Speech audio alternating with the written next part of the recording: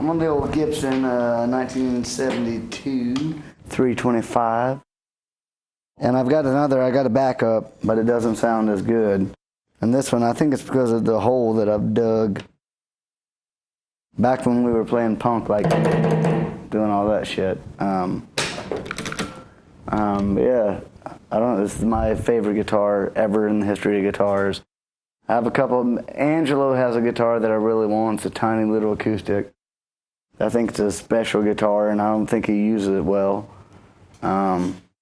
He writes bad songs with it, and I think I could write good songs with it.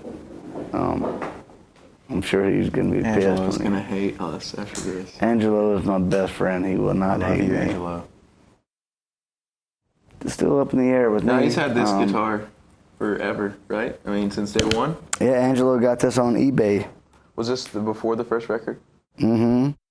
No, yeah, for the first record. But the EP, I used a Tele. A little Telecaster. I saw Ryan Adams playing live, and he had this little black Tele that didn't have the little white, whatever it is. It was black on black, and I thought it was amazing. I love Ryan Adams. I think he's amazing. And I saw that, and I bought it, and every song on our EP, which is Molly's Chambers, Wicker Chair, Holy Roller Novocaine, Wasted Time. Is there something else on there? California Waiting on there. That's all my little Tele. And I love that little Tele. And I just found it the other day in my garage. It was buried and had like cobwebs all over it, and I was really pissed. I fired a bunch of people for hiding it like that. Not really. But yeah, this is the guitar since then that had my heart. And this, even though it's a vintage, it was perfect. And I did all this, and they've now shellacked it over, so it had like, it's not going to take the pickup out, but pretty amazing that I've gotten this far in 7 years.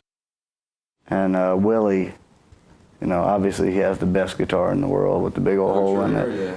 But it took him a long time to get there, and I think I've done pretty good in 7 years. I'm very much a blessed person. I have a wonderful woman in my life, and when I hold her, I feel like so good, and I feel so close to home. But it's also the same thing. Whenever my guitar is right here, I feel like I'm home, you know. Even though I don't play it good, I play it with all my heart. What do you use for amps? Anything in particular?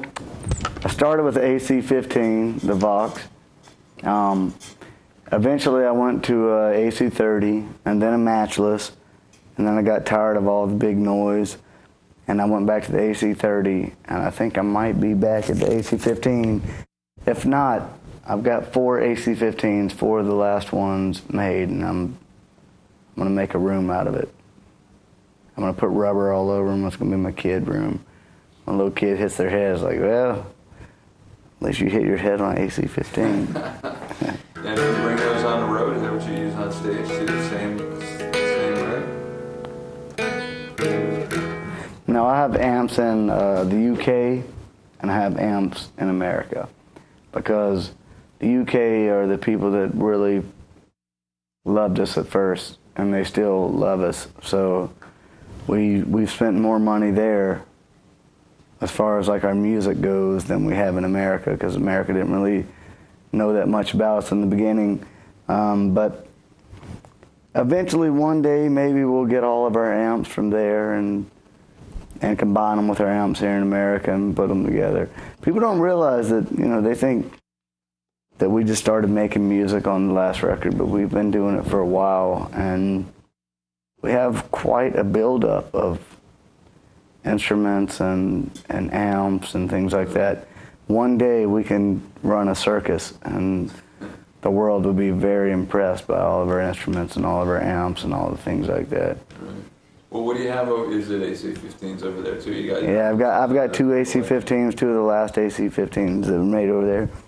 I got 2 matchless, 2 AC-30s, a bunch of 325s. But this is my number 1, so it always goes with me. All of us have doubles of everything that we've ever had Right. over there. Right. Cool. It was great. Yeah, Matthew's at a Sheraton or casino. What is that? Sheraton, yeah. Yeah. I started out playing actually the day I got to Nashville to join the band. The guys took me to an old music store and bought me a '71 Les Paul, which was absolutely incredible. Like, thought I'd hit the big time already, and played it for a while and played it live and stuff, and it was just kind of limited. It kind of limited me. Like, I couldn't do a lot of stuff. I couldn't get like a lot of good feedback and stuff that I wanted. So one day I went shopping with my cousin Nacho and went to a guitar store, and this was sitting there, and I played it, and it just felt so good to play.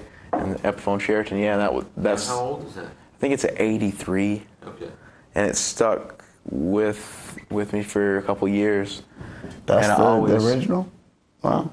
That's the one from day one? No, the awesome. Les Paul. I got that at home. That was '71. This is like '83. And then I moved on to just something that was a little bit better for live, which is the ES 137. And it's just a little bit better live, but this is still my favorite. Right. Even over the Les Paul. But do you use this on stage? I do for one song. I mean, I just kind of keep it back and let it rest. But no, it's the second. It's my backup guitar. So if the other one breaks, in the studio I mix it up a lot because Angelo brings in a lot of his cool stuff and we play around with things. But I mean, I usually use Ampeg Reverb Rocket for live. Always live. Really? Yeah, That's cool. Since like 2004. So. And I just get the good stuff out of it. It's really easy. It seems like everything It's really comes easy down. when you're really, really rich. Which we're not Shit, yet. just like, No, it's just easy. Everything comes back to feedback. Like, it's really easy for me to get, like, you're playing a solo and you get like the hum you want and stuff like that. Like, and that's why I got the Reverb Rocket and the big guitar. So I get a lot of feedback.